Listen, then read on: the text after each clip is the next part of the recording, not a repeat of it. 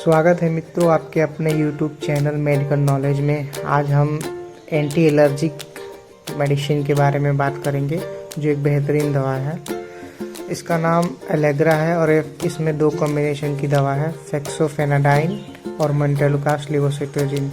इसका उपयोग छींक आने पर किया जाता है, आँखों से पानी आने पर किया जाता है, खुजली होने पर इसका उपयोग किया जाता है, नाक बहने पर भी इसका उपयोग किया जाता है। धन्यवाद। मेरे चैनल को सब्सक्राइब करें।